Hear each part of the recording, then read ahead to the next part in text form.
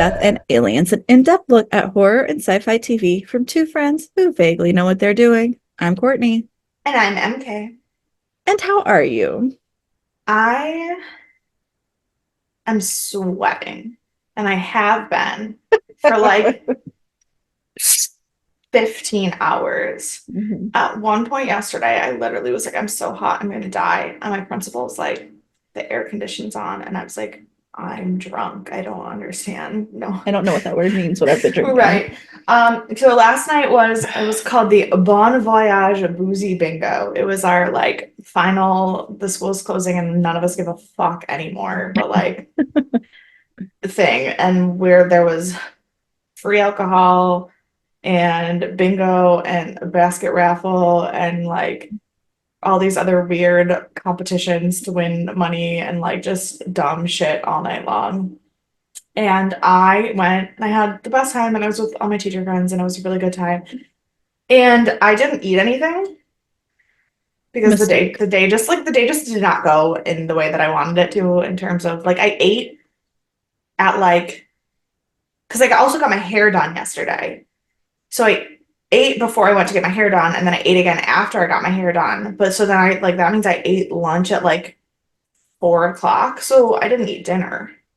Right. And so then I was drinking. I also haven't had a lot to drink in a long time because my life has been too stressful and anytime I've tried to have anything to drink, it turned into me crying. Um, I think the last time I had anything to drink was the when Monica was on the podcast, and that was Oh my God, like 1,000 years ago now, yeah, maybe a month, yeah, month and a half.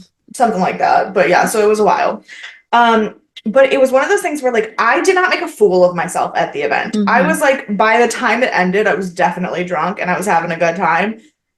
But it seemed like it was one of those things where like I was so focused on the event that I was like doing things, and then all of a sudden, all of the drunk hit me the Hmm. moment I called Dan to come pick me up. Excellent. Well, that is a Yeah, good time though. At least it was it good. is. Hmm. It is. My friend Marlo was going to drive me home, but Dan had called me before and said that if I wanted him to just come get me, he would do that. So I was like, I called him. Marlo was like, "Are you sure?" I was like, "Yeah, Dan will come get me." He said, "He'll come get me." I called him and he was like, "Is Marlo going to drive you home?" And I just said, "I don't know," and started giggling. Very helpful. Very Very helpful. helpful. So then Dan came to get me. And then I felt so bad because he called me to tell me he was there, but my phone was with my bag and my stuff at the table, and I was standing with my friend Molly and my principal's eighth grade daughter.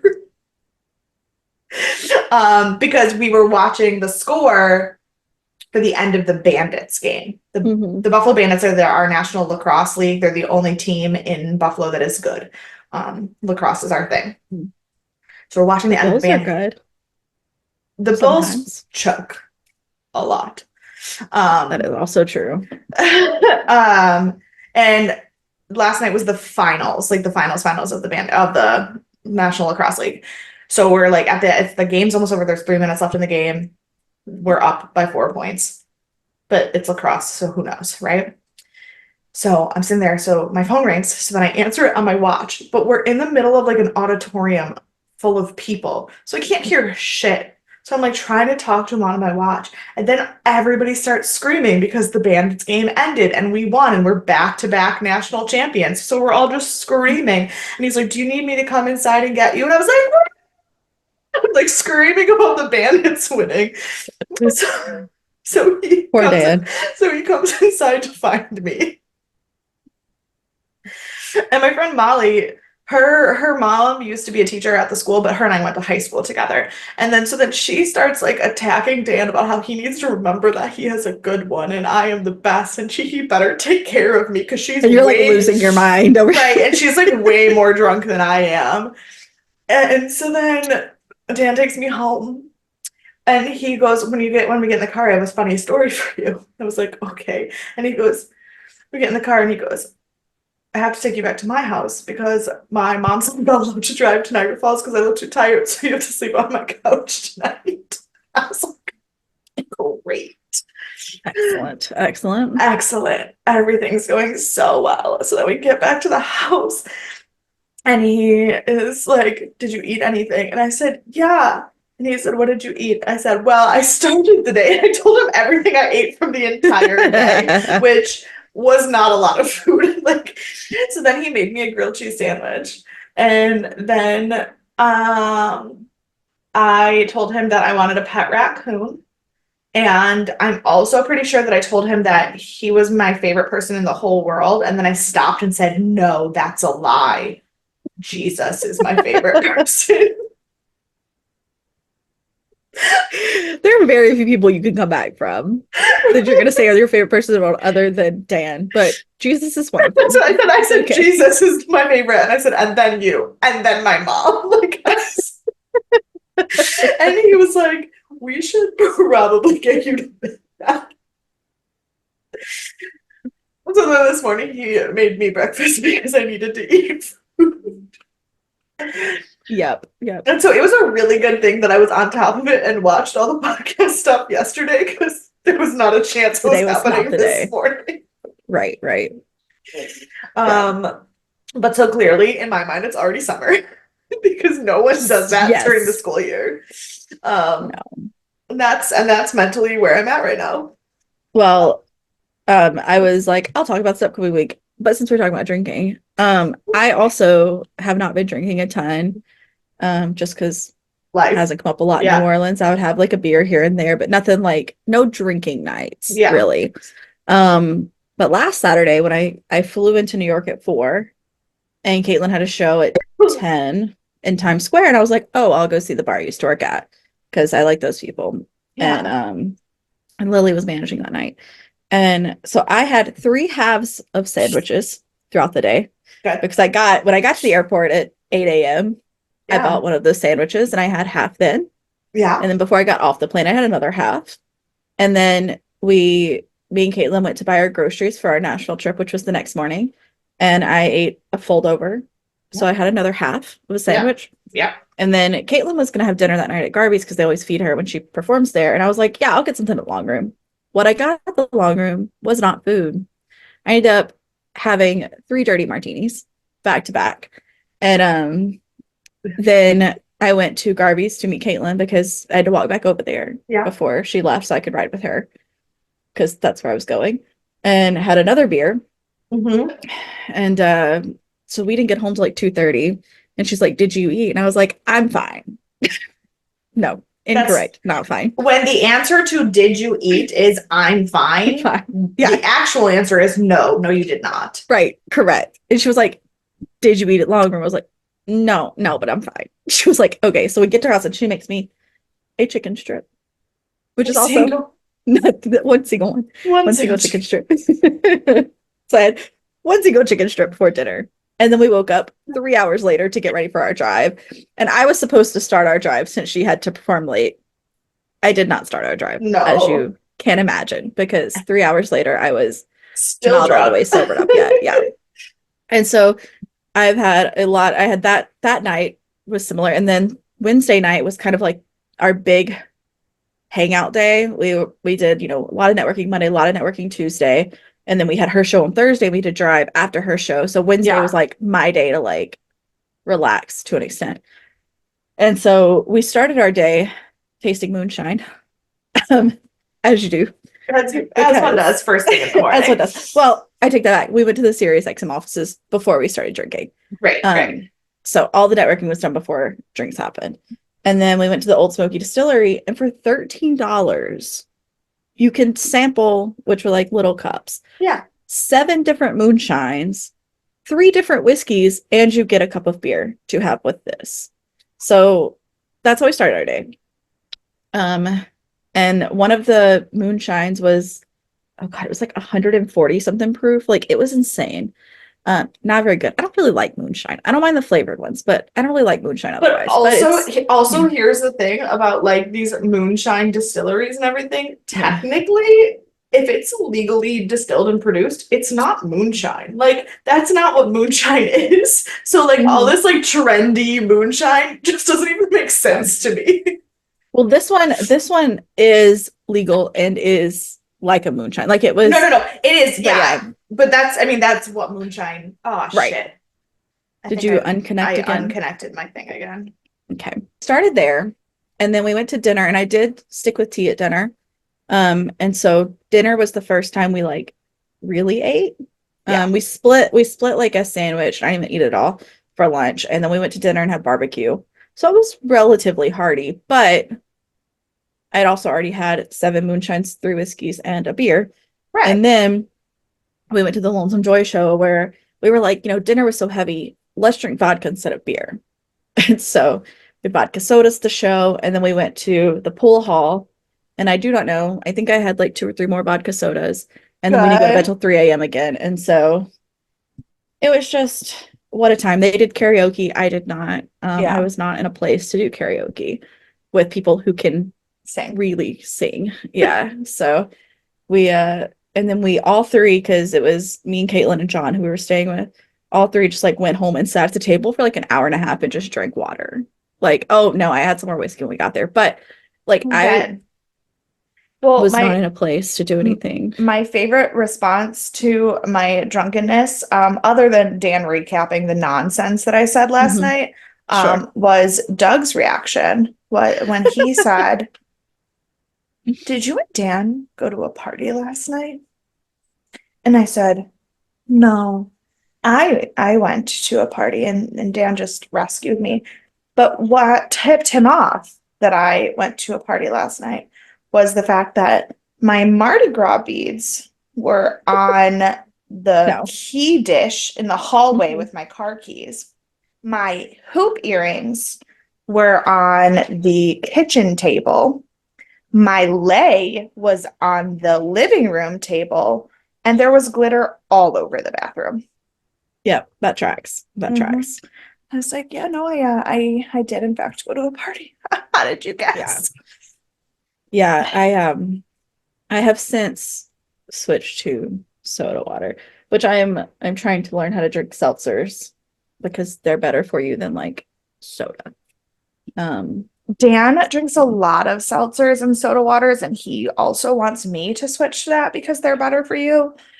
But I say, how can you how can you turn this down? My problem. Did I tell you the story about my middle schoolers telling me that they found a picture of Dan on, you did not. oh my God, my middle schoolers. This must have been because it took like we were 2 weeks between recordings. My middle schoolers were in class and they go, "Oh my God, Miss Lodick, we found a picture of Mr. J on Pinterest." I was like, "What the fuck?" What? I was like, "What?" They brought it over to me. It was a picture of a man wearing a tie, but the man was made entirely out of boxes of Dr. Pepper cans.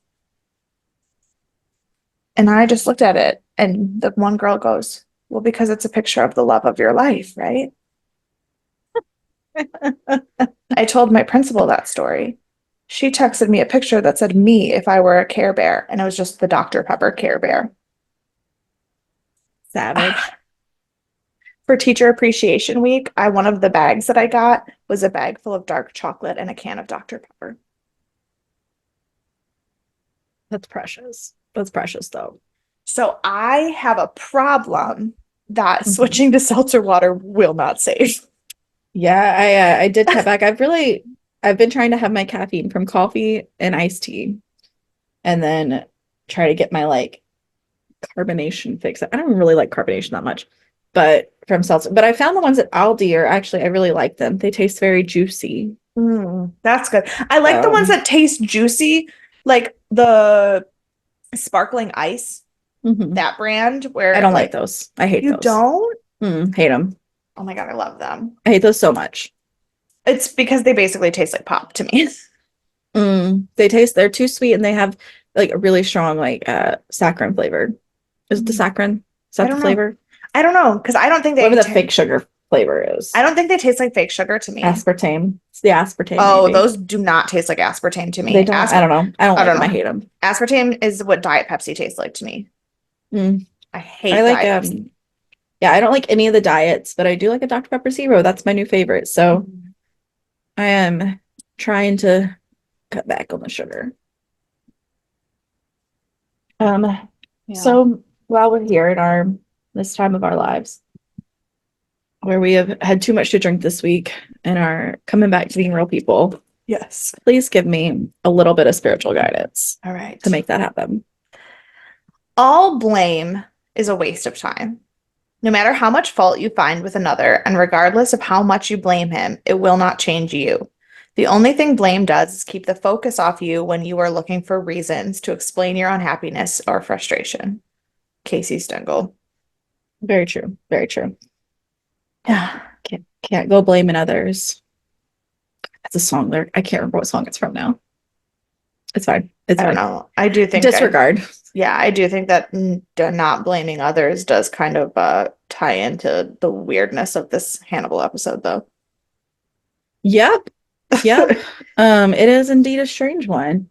But after we've now had our chaotic intro, let's get into this slightly chaotic episode. This week we're talking about Hannibal, season 1, episode 6, titled Entree, because we are moving up our courses. Yes. It aired May 2nd, 2013, which is Austin's birthday. Happy birthday, Austin. Yay. Which was just recently. We're in May now. Yeah, mine came out in May also. Oh, are we like on the same timeline? What day was yours? Mine was May 17th, and so it was actually this weekend in 2002. Yeah. It was because this past Friday was the 17th, and it came out on Friday, May 17th. So like actually legitimately. Yeah, that super tracks. Yeah, it was rated 8.5 out of 10, so also very close to your same rating. The number 1 song was still Just Give Me a Reason. Number 1 movie still Iron Man 3. I think the number 1 book was the same, Whiskey Beach by Nora Roberts. Yes. So we're just hanging out in 2013. On this day, a lot of random things happen, a lot of bad things, a lot of decent things. So Rhode Island became the 10th state to legalize same-sex marriage. So we are into 2013. Jeff Hanneman of Slayer died of liver failure at 49. Maryland abolished capital punishment for future punishments.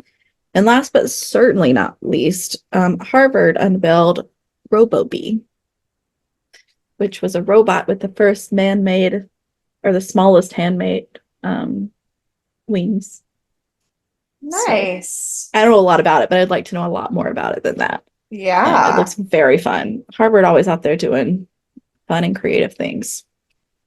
Love our it. director is Michael Reimer, who we talked about recently. He did Dark Angel episode of American Horror Story, so he's been around already this season. Our writer is Kai Wu, but is now Kai Yu Wu. I had a hard time figuring out when her name change happened, if it was before or after. She is known for Deception, The Flash, Paper Girls, which I still have not seen, but Me either. I've heard really good things about and want to see, and Tiger Rules. So she started as an assistant on a lot of like big stuff. So she was an assistant on the reboot of Flash Gordon, and Bird Notice, and she had actually interviewed as to be an assistant on Hannibal, but Brian Fuller had found this pilot that she had written before, which was called it's called Memory Bank, but it was essentially a love letter to Brian Fuller. And so he found this pilot and was like, no, we're just going to make her a staff writer instead. So she became a staff writer. So this was like her first big writing job where she wasn't like just an assistant. Love that.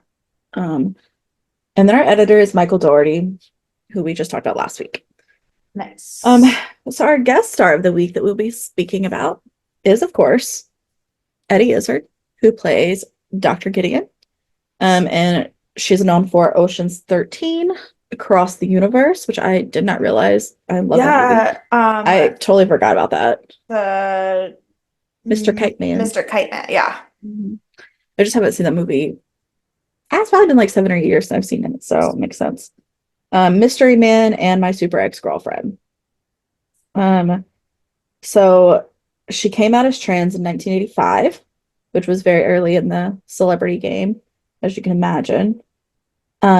She ran almost 1,100 miles for a charity, like in one go Now, about. now I know she came out as trans, but I also don't know Mhm. that when did she start officially using she, her pronouns though? Because that wasn't in the 80s. It was not. I think probably I think it was much more um recently. Like it was within the so in last like 2020 yeah. she started coming out as like saying she was gender fluid and stuff whenever, that started becoming more well known. Yeah. Um I don't know exactly if that was when I her think pronouns changed or not. so. Because I remember when that happened. Yeah, so because she also went with she goes Eddie Izzard and Susie Izzard is sometimes Yeah. also what she's referred to as. Um I'm trying to see if there was an actual date. Oh, it was in 2019. Izzard responded Okay. either he or she. If I'm in boy mode, then he, girl mode, she. So actually, I think that Eddie Susie would prefer us using he to talk about this role because it was when he was in boy mode, if that makes sense, because Yeah, he feels that both are right. acceptable. Yeah. Yeah, I think so. Just when talking about About Eddie her as a as a person, person. like, Yeah. yeah, she more recently has decided Susie more feels like it, but Yeah. yeah, I do remember that It's happened. yeah, it was very interesting to me because she did use Susie, but then she also didn't. Like, so she was Mhm. like, I don't know, everything goes. And it's Well, one of because she those goes things, by Susie Eddie, goes Izzard now. Izzard's last name, yeah. yeah, Susie Eddie Izzard. So like, yeah. Which is why she said she's gender fluid, because she can do, a little bit of yeah, either way, depending. So she ran 1,100 miles in whatever short period of time it was, like 30 miles to like Northern Ireland, through Wales, like a ton through the UK for this big charity. Um, that I did, it was a sports charity. I don't really know much more about it because I didn't deep yeah. dive into it, but it's like super wild. Um, and then she also is a huge fan favorite of comedians and sci-fi people. So John Cleese had always called her the Lost Python. Hmm. Um, and she did come out as like special guest Bruce in the reboot, the 2014 Monty Python. Hmm. Yes, Um, and then Tom Baker actually wanted her to be the Doctor in 2005 I remember with the that. remake. And I did not, because I didn't start in the 2005 times. I Yeah. came in 2010 or something, I think is when I started watching it. So I was a little behind the times. But yeah, so that is our guest star this week. We did introduce more people that will surely be talked about soon enough. Mhm. So here we go. So we had a big recap this episode. We're on episode 6, and they basically recapped the rest of the series aside from Abigail's Yeah. storyline. So we see the angels, we see Phyllis's lung cancer, we see just like a ton of stuff that we're Which is nice supposed to because know. they basically were like, you know how the last two episodes you watched out of order and all fucked up and didn't Yeah, know what was going on? This is what we need to know. right. This is what you need now. Yeah. Um, and so we start with a man who is like on the ground. He looks kind of sweaty, and he is in a padded cell. And they call him Dr. Gideon. And when they go to check on him, he's like not doing well. They are having problem finding a pulse, it looks like. And Yeah. so it looks like he's potentially dead. So they load him up on the gurney, and they've sent him off to this nurse, and she's, getting ready to shock him to try and like bring his heart back. And she turns around to like mess with the system, and you hear the system Flatline. flatline. Yeah. And when she turns around, there he is. And he attacks her. Well, we don't see that part yet, but that's what happens. Yeah. Well, So we can tell that it's about to be you an can tell attack. that it's about to be an attack. Yeah. And so then we're go back to talk to, our team, Jack and Will and them, and they're talking about how Freddie is the reason that they, heard about this case, and they really, think he could be the Chesapeake Ripper. And so Will's like, so we're just fact checking Freddie's story. And he's like, no, no, no, no, no. You're fact checking my story, We were just notified about it because of Right. Freddie's story. It's like, okay, sure, Jack, sure. Yeah. Whatever you want to say. So they're now at the Boston Conservatory. They're at The Boston Mental Home. The Baltimore it's the Baltimore Hospital for the Mentally Insane. Oh, it's Baltimore. I totally read Boston. I can't see it to save my life. So they're in Baltimore. Well, no, it's just because later in the episode they say the phone call can't have come from the hospital because it didn't come from Baltimore. So that would be kind of weird if it was from Boston. That is. I swear I said Boston on the screen though. It's fine. It's fine. So they so they're there and they're talking to. Why would the Chesapeake Ripper be in Boston? Look, I don't ask a lot of questions. I'm just like, fine. Bring him wherever you want to bring him. Maybe they shipped him across the country because he was too dangerous to remain. It's not very far across the country. Shh. It's also, fine. It's not that far. It's next door. I just do a lot of I drove through both states Friday. So everything is. Why were you in Massachusetts?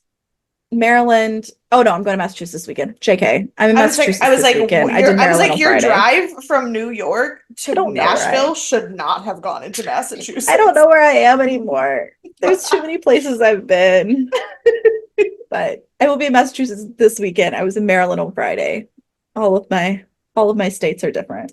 Yes. So regardless, we're on the moon and we are talking to this new Dr. Chilton, as his name is. And which I hate that every time I hear that word, I just assume Gilmore Girls. I'm like, oh yeah, Chilton. I know. It does. It you can't help it.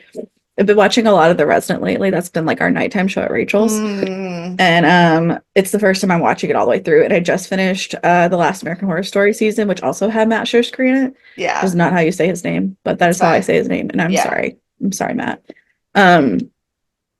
So they're like, ask Dr. Chilton, they're like, so why was he alone with a nurse? Like, what's happening? And he's like, no, he's had perfect behavior. We've had no issues. So we've, had a little bit of lax security. He was like, I didn't approve of it, but my predecessor, the person before me, thought that he was fine. So I just had it. Sorry.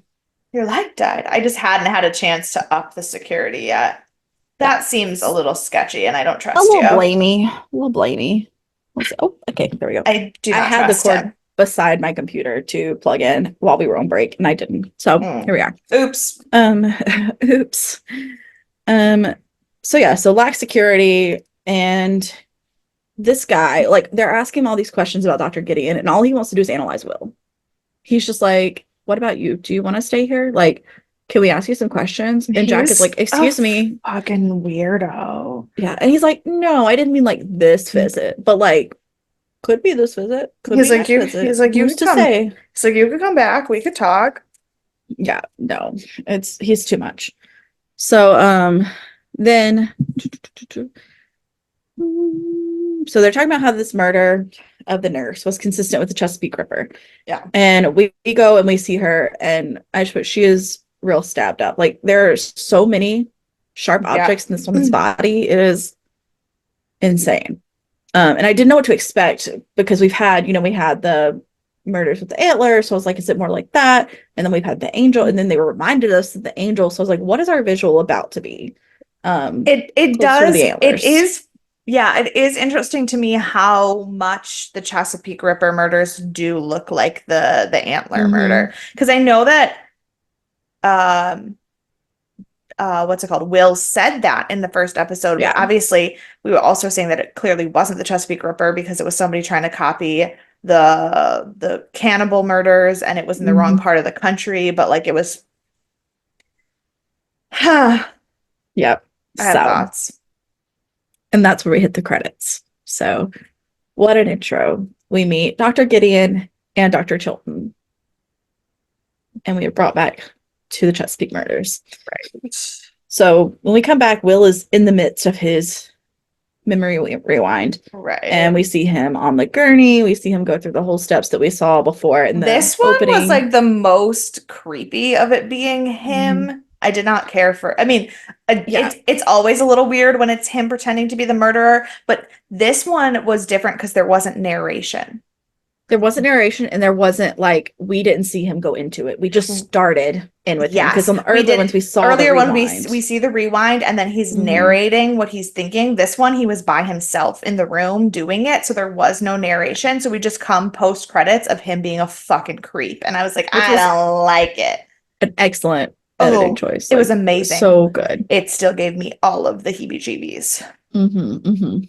Um, yeah, so he's doing this, and so we just see kind of the beginning of the attack. So he like is like stabbing her eyes out, which I did not care for. I'm sure you also did not care I for. did not once he started Um, putting pressure on yeah, her eye sockets, that is when I closed my eyes. yeah, and we see that she actually has tried to get away. And then he stabs her in the back with the first pointy object.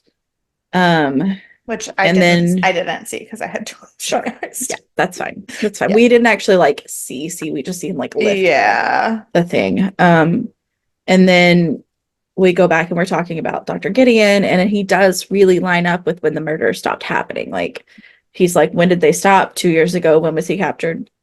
Right at 2 years ago. Like, so okay, so Freddy's story is lining up a little bit. And then Uh-huh. we're back at Quantico, and we are in a flashback. And Jack has pulled a woman, Anna Schlumsky. Schlumsky. I don't know if I'm saying her last name right. I didn't look it Schlumsky. up. Yeah, it is But Schlumsky. Schlumsky, okay. Yeah. So Jack has pulled Her her, character's name is Miriam Lass. Miriam. And he's pulled her out of training to be on the Rippers case. And we learn that this is not typical, but they're like short on bodies, and she, is Mhm. showing really great potential. And she had written specifically to Jack to ask if she could join this team. And he's like, not, he's given her a whole lot of runarounds. And he's like, we're not going to talk about this. This isn't like an emotional thing. It's not like a congratulations, you're on the team. It's just like, I need Yeah. you. You wanted to be here. Here you are. Yeah. And so that's that. And then we go back, and Bloom is now interviewing Dr. Chilton, learning about what's going on because we're, tag teaming it all. Yeah. And then she goes off to interview Gideon. And they're talking about, when the body was brutalized, and they say that usually a brutalization is during while the victim is still alive. But this one, like the nurse was clearly brutalized after she was Yeah. actually murdered, which makes it a little bit different, even though it does line up very clearly from like the way she was stabbed and everything was very similar. That part was different. Right. And so Will believes that someone is convincing Gideon to confess because he like just full force is like totally me. I'm the Chesapeake Ripper. Don't ask Yeah. me more questions. Like I admit to it all. And Will's like, I don't think that's the case. He's like, I think that someone has told you and convinced you to do this. Right. So we go to Jack and Hannibal, and we're talking about Phyllis, our sweet wife who is dying of cancer. And she's away at a conference. So she's not really talking with Jack because she's, busy and whatnot. And so he's asking Hannibal, he's like, can you tell me more? Like, I need to know what's going on. Like, what can I do? And he's like, doctor patient confidentiality. I can't do anything about that. I can't Yeah. really like tell you. And Jack just keeps being like, I just can't stop picturing her dying. Like, I just keep feeling it every day. And then, of course, Hannibal says, who else couldn't you save? So if we didn't know before, Yeah. we know now. We flash back to Miriam, who is, analyzing the scene. And so she's basically like the first will, which also might be a little bit of a foreshadowing if my Oh, no. predictions are correct. Oh, yeah. I did not see that, but Yeah. And so she knows that whoever's doing these killings is a medical doctor. She's like, there's no way, like, these things are all very clean. They're all very particular. He's a medical doctor. Right. And we also learned that this like class, all called Jack the Guru. I'm obsessed with that. I know. I was like, what a choice. What a choice. So we're back present day with the lab, and we learn that there was no specific type of victim for the Chesapeake murders, Right. Ripper, which is always the most terrifying. I mean, it's the same thing we saw with who was the guy from Alaska? that just recently got caught within the past couple of years. Oh Do you know what I'm God. talking about? Yes, but I can't think of it. It was the same thing though. Yeah. No location, no No. specific type. So there's no way to like tell what's coming next. Hmm. And we learned that they never found the last victim. So, Well, also the things that they keep saying about never finding the last victim is mhm. also very FBI speculation Yeah, because everybody's like, oh, well, all of his victims have been found, but Jack and his team believe that the Ripper got Miriam. And so yeah, they keep saying they never found the last victim, but it's because they're counting Miriam as the last victim, which may or may not be true. right, It right. probably is, but it's not recorded as such. Yeah, yeah. So, um, we go back to Jack and he's at home and it's middle of the night. He gets a phone call and it is Miriam calling him frantically to say that she is hurt. She never thought it was going to be this way. Please help, please help. Which And I so, find I find it interesting that he didn't think it like he was confused for a hot second because he was waking up, but he was never convinced it was her. He knew it was a mhm, recording, which yeah, is very interesting because I don't know which that I would have had the ability to wherewithal. separate it that way. Yeah, I'm thinking that this recording was sent to him before 2 years ago. I think so too. Like, so I think that's why he realized what it When it was was. this he was hearing the same thing. Yeah.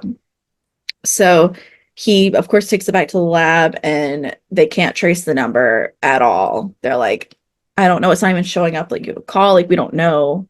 It Someone may have had they called from the said box on your property. yeah, Like, they said it would have like had to be like because it wasn't a cell phone. It had to have been something that mhm, was like close enough to the actual phone and network of that house to yeah. interfere with it and not seem like it was coming from Mhm, anywhere else. yeah. Totally wild. So this is when he starts talking about the Ripper recording Miriam. They played it on the phone. Um, and the lab guy that I keep they call him he calls him Z. Z, is Keeps that being like is that I was he's like, what is his name?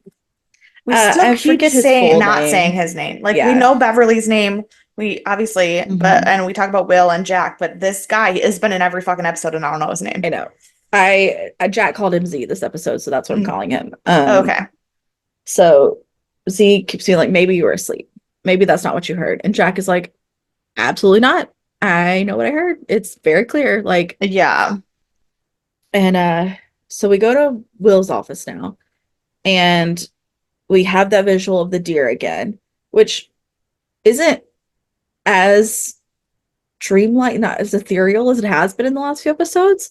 But it was a little bit like more hidden, if that makes sense, like in darker Um, lighting. the character's name is Brian Zeller, and that's why they call him Z. Zeller. Mm-hmm. Yeah. Sorry, I Thank went to you. just this episode's IMDb page, so I didn't see any character like how many Yeah. episodes they're in or anything like Hmm. that. But I was like, he has to have a name. Right. Yes, he But does. Brian Zeller. but I think Beverly calls him Brian, and I think that that's why I was so confused because Mm, Beverly I think and so. Jack call him different things, and that's what it was confusing. But that's Yeah. why. Yeah, they're not very good at introducing people on the show because it No. always takes like half an episode before you get anyone's name. Like I And called Miriam Anna the first half of the episode because I didn't know what her actual name was at first. Like, which, to be fair, the first time she enters the scene, mhm, the first thing that Jack says is Miss like Miriam Lass. yeah. And But so then I like like erased it from my brain. right, because then it is not well done. Also, all of the flashbacks were in black and white, yes? Hmm. Hmm. Okay, good. Because I at first thought that I was fucking imagining that. And then the second one, I was like, no, it definitely is. They weren't like Right? true black and white. It was more of a grayscale, like that had because it still didn't look like true black and white, but it was a different tint, like for sure. Yeah, okay. That was more on grayscale. So yeah. Um, but yeah, so then where am I? We're at Will's office. So he's seeing the deer coming in and then gets distracted because both Blue and Jack like rouse him from this like dream state he's in. And Jack has decided that he's ready to push the Ripper. It's like, we're gonna say that Gideon's the Ripper. We're gonna just buy into it, and then it's gonna push the real one to come out. And Will's like, so we're just gonna like sacrifice another woman. Like that's the plan. It's just to sacrifice someone else. And Jack's like, no, no, no, no. This is fine. But this is how like he is. This is, I think, the most on edge we've seen him yet. Yeah. And it's clearly because he feels blame for Miriam. Yeah. And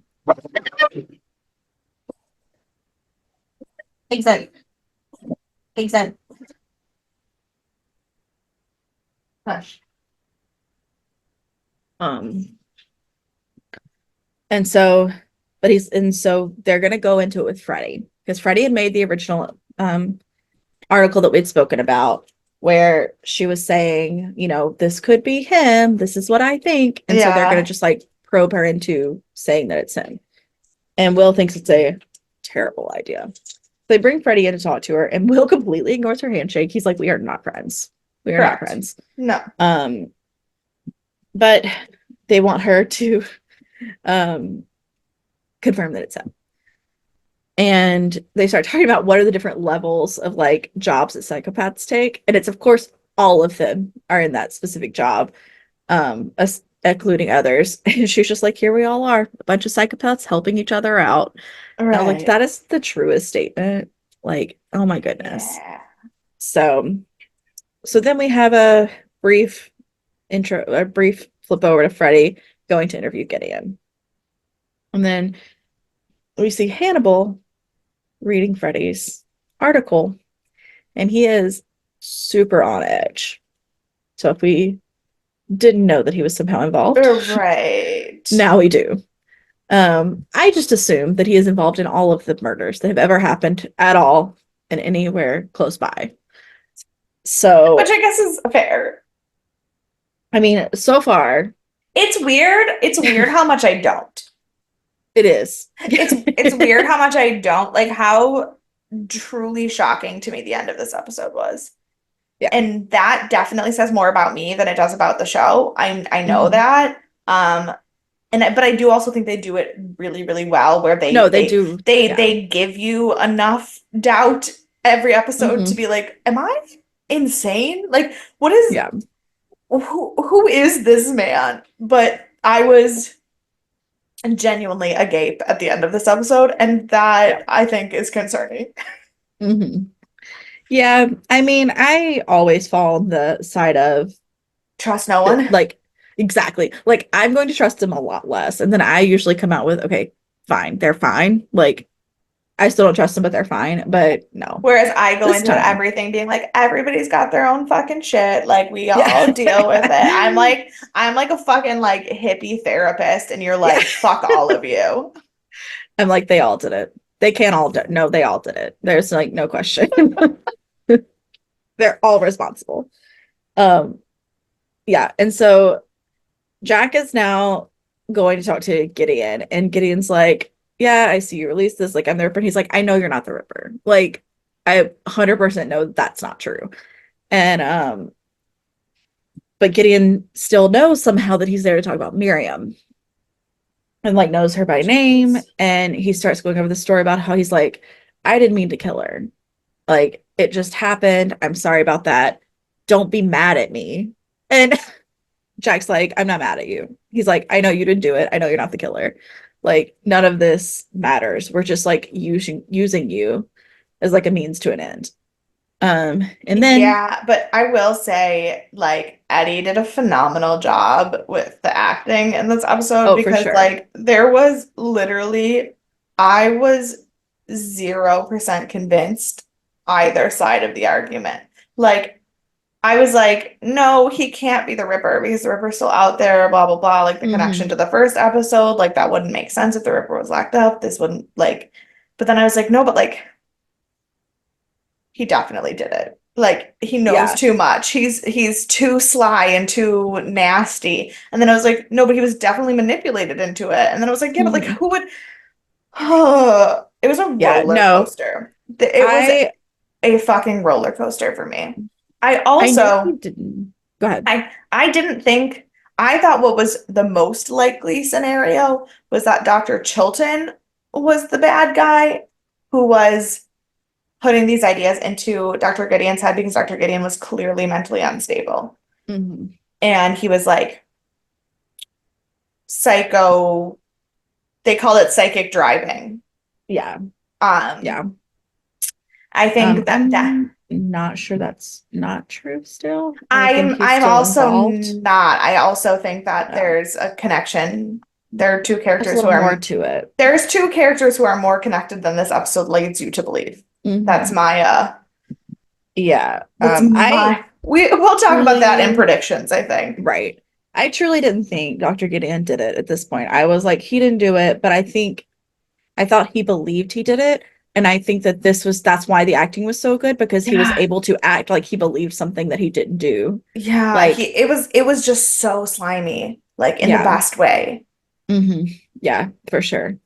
And at this point, Jack gets a call from home. And so, Phyllis is home early. He's going to answer the phone, but instead it's the same recording of Miriam that we got the night before. Um, and then the only problem is they're able to obviously know where it's coming from because it is from his home phone. Yeah. So But they I think that was go, on purpose. Like I don't think the killer was trying to hide that. oh, no, The yeah, killer was trying to be like, I know everything. I know who right. you are. I know how you feel. I know where you live. I know what you Hmm. worry about. Yup. And so we do go home and there are prints on the phone.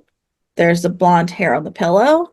Um, and it does have, the fingerprints do come out to be Miriam's. So it's Jack's, Phyllis's, and Miriam's are on the phone.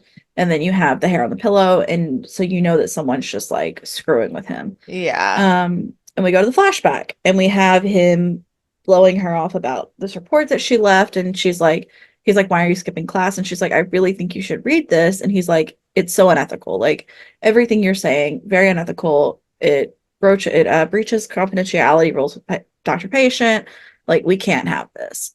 And then he basically gives her the go ahead to receive medical files because she is not FBI yet. She is still technically a student. Yeah. And so he says it without blatantly saying it, even though it is very clear.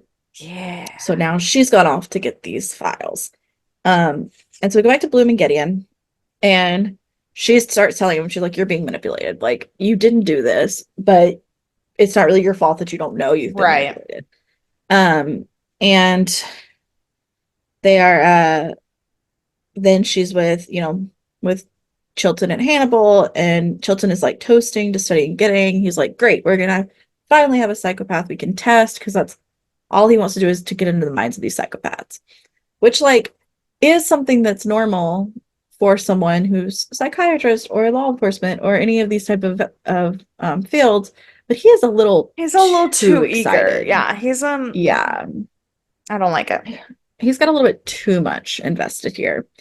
Um, and so then Hannibal is, of course, serving them dinner as he does. He is Mm-hmm. serving them the tongue of a lamb, um, which, if you missed, this was a chatty lamb, and so now it has been silenced.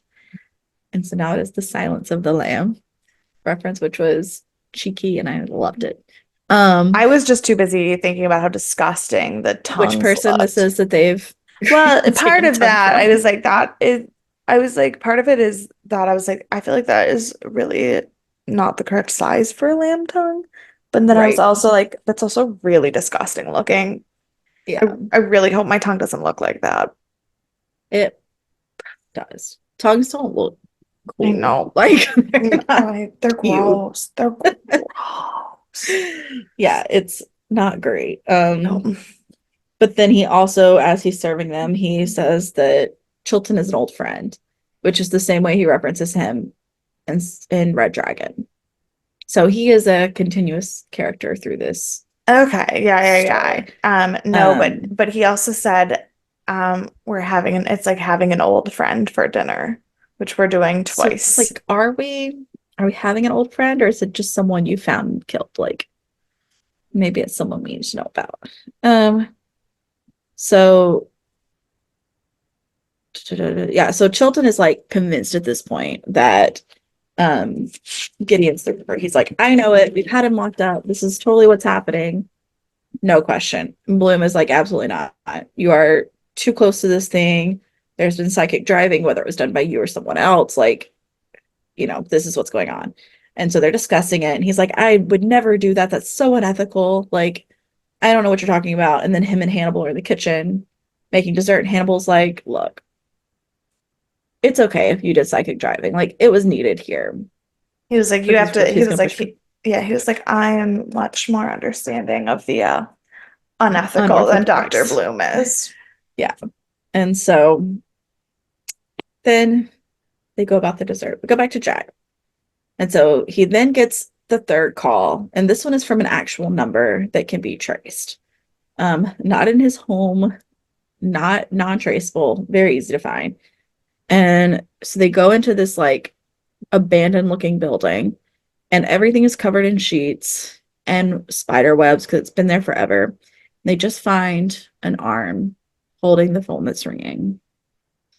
And there's a piece of paper with blood spots that says, "What do you see?" And as mentioned previously, like 20 minutes ago, they Yeah. had mentioned the Rorschach test. And so here we are. So then Jack and Hannibal are chatting it up, and he says, he's telling him that, did you think that Miriam was still alive? Like, what did you think was going on? Yeah. The Ripper just wanted to like cloud your vision with hope. And they're going back and forth on how he felt about Miriam. And he was like, for a split second, I did have hope. And then tells him, he's like, well, Phyllis has given up all hope. So you can't give up your hope on Phyllis yet. Like, don't Yeah. hope on everything, even if you're giving up on Miriam. And we have our last flashback where Miriam is going to get these medical files, and surprise, surprise, they are from Hannibal. So she's talking to him. We learned that he was previously a medical doctor and worked at the ER when these attacks kind of were happening, or like back before the attack started happening. They're like, yeah, one of the guys that was killed was a hunter, and he'd come into the ER with a weird arrow wound. She was like, did you notice anything weird about this? And he was like, I don't even remember this. Like, a lot was happening then. He was like, oh, but I kept super detailed records, like, He's of like, this I time. write journals. Which I actually do believe that Hannibal Lecter probably has journals every day that just no for one, sure. for sure. For sure. No question. And so he's like, let me go grab those for you. And as he disappears to go grab the journal, she starts finding these drawings on his desk. And they are very detailed, exact drawings of what's happened to these murder victims of the Chesapeake Ripper. And he has now taken off his shoes and sneaks up behind her and makes her pass out. And then we come back to today, and Jack just says that she had been a very brave woman. And that is the end of the episode. So, what do you think? Thoughts, feelings, predictions? I think it is a little sad how shocked I was. Mm-hmm. Because it's not like I didn't already think that the episode 1 copycat killer was Hannibal, but then like finding more proof that he is the Chesapeake Ripper was more alarming to me than I think it should have been. Mm-hmm. These are 10 episode seasons, right? Yeah, something like that. Okay, because this is episode 5 or 6, so it's like this is episode 6. Yes, this is episode 6. It's episode 6. So it's like the start of the wrapping everything up and moving into the craziness of a season finale kind of ordeal. Mm-hmm. So like it made sense that this episode made me gasp. Oh, no, it's 13 episodes. Oh, it's 13 episodes. Well, Mm-hmm. okay, if it's 13 episodes, but it's actually only 12 episodes because the one episode never aired in terms of how it aired on TV, this would have been the halfway point of the season. So that still makes perfect sense that this is the episode that I was like, holy shit. Yeah. So that checks out. Like I said, it was shocking to me how upset I was. I did read the one sentence thing that tells you what is the overall plot of next week on accident. How dare you? I know. It doesn't really tell me anything except for that I'm concerned. My biggest thing is that Dr. Chilton is definitely more. And I've never read any of the books. I've never Yeah. even seen the entirety of the original movie, and I've definitely seen none of the rest of the movies. Hmm. So like I know the basics and I know I've seen most of the original Silence of the Lambs movie in pieces, not as a whole movie. Yeah. So I don't have anything to go off of except for that like it's fucking Hannibal Lecter. So um Sure. so I don't know any of these side characters, but Dr. Chilton might be the sleaziest fucking person I've ever seen in my life, and he feels like the exact antithesis to everything about Hannibal. Like I feel like he's everything exactly the same except for that he's not charming. Hmm. Like Yep. he is all He's of not the as sly. he's all of the same, like he's the exact flip side of the coin Yeah. of how that kind of person can turn out. Hmm. And I don't like it. I also hate that it's Raul Esparza because I don't want to hate him. I know. I know. What a shame. What a shame. It was also weird watching Mads Mikkelsen walk without shoes on. I don't know why, but like seeing actors That without was shoes on weird. freaks me out. I didn't know that that was going to be weird, and then it was. Yeah, that's a Yeah. weird. I don't know why that is a very weird thing because it's not like I've never seen people on TV without shoes on before. Sure. Yeah. But like, but then again, how many times do you watch people like and the TV shows like in the house and everyone has shoes on? Hmm. People without shoes on TV is weird. It is. It is. I agree. I didn't like it.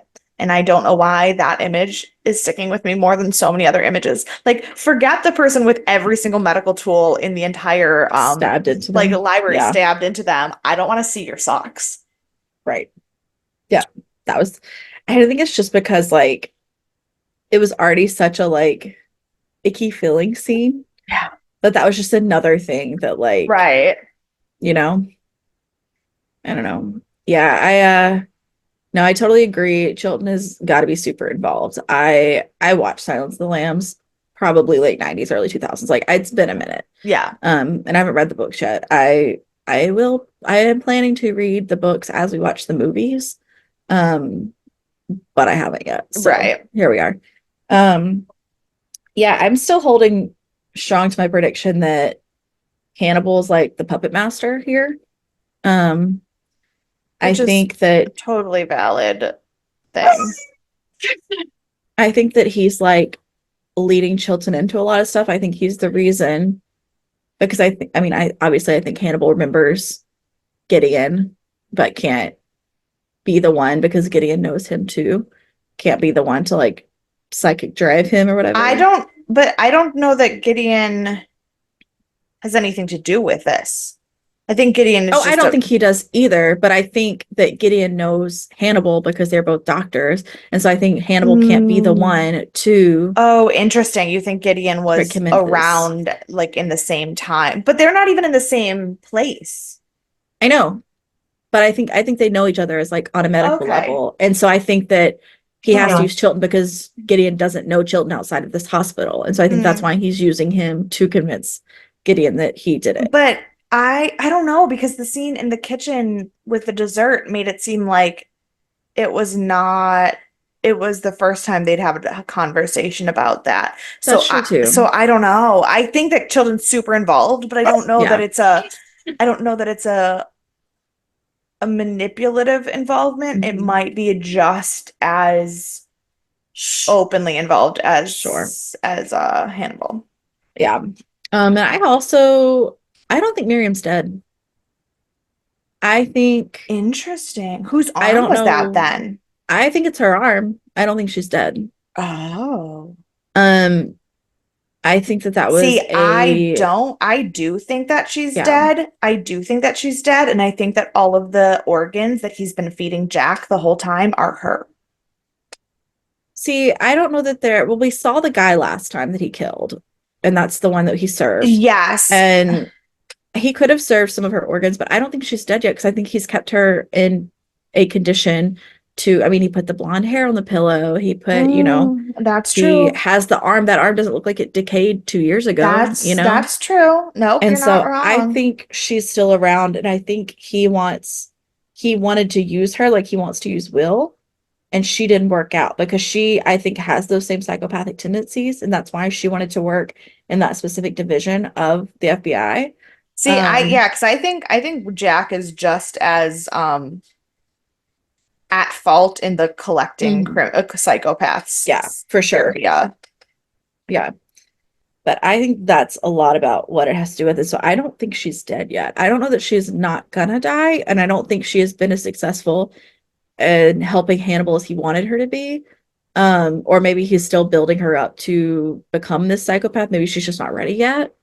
Um, Maybe. Okay. but that's where I think everything is. And so I'm interested to see what's going to happen with her. And maybe she is, and maybe he's just going to like, we're going to slowly see pieces of her come together until the end when she's Yeah. all the way See, dead or something. I think it would be interesting if this whole time he's been conditioning Jack with his food, it was actually her. Yeah. And Just I think think that would even if she be is alive, it could gross. be her. Because, like, I mean, people can live without their liver, like the appendix and all these things. Like, there's so Yeah. many things people can live without while they're still Yeah, alive. that's true. So who's to say he hasn't been, even if she is alive? So I don't know. I have a lot of questions, and I just don't feel like she's all the way dead That's yet. totally fair. Um, but yeah, so I don't know what we're gonna see. I did not read any sentences for next week, so I don't know what we're coming up on. Um, I thought this was a really good episode, but I did too. otherwise, so I only have one other piece of trivia because I mentioned a lot of it throughout. Yeah. Um, but Jack does when they're at his house, he mentions in my house, in my room, in my bedroom where my wife sleeps, which was a quote from The Godfather. Um, and That so makes I sense. just hadn't brought that up in the middle. Yeah, I talked about all the rest of it. So, who do you want to punch in the face? Hannibal. Sure. No, no. Hmm? Which is he's my second choice, but I don't know. He's still horrible. He's awful. I should want to punch him Right. mostly, and I do for Miriam, but Chilton just gives me the fucking ick. Yeah, Chilton's would be my first as well, so I think that's a good pick. Since you went with Chilton, Yeah. I will indeed go. No, I'm gonna go with Gideon because while I don't think he is the Chesapeake Ripper, Right? he did kill the nurse, like no question. And Yeah. he is making things very difficult because he is now dissuading people from trying to find the Ripper because, he's trying to convince them it's him, which means the other guy is still out Yeah. there. So I'm gonna Yeah, go with it's weird Gideon. that Hannibal can literally murder a character we're supposed to care a lot about, and I still Mhm. don't even care as much as how gross some of these other people.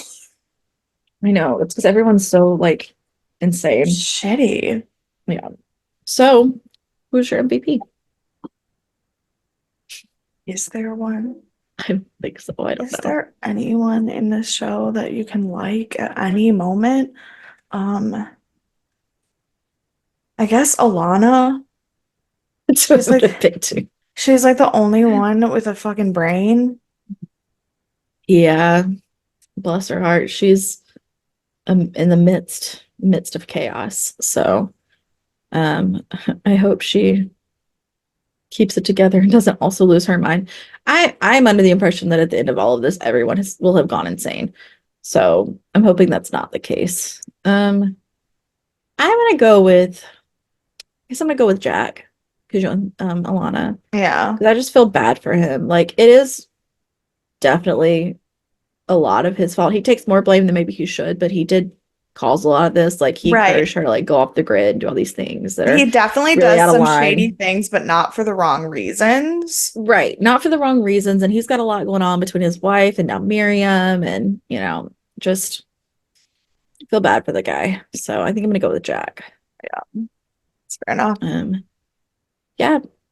So on that note, if you guys have some thoughts about this episode, have some predictions, etc., you can email us deathandaliens@gmail.com. You can find us on all of the social media at Death and Aliens.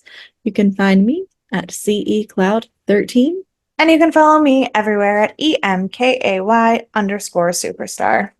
And we will see you for our season 5 wrap up of Stargate SG1. See Bye. ya.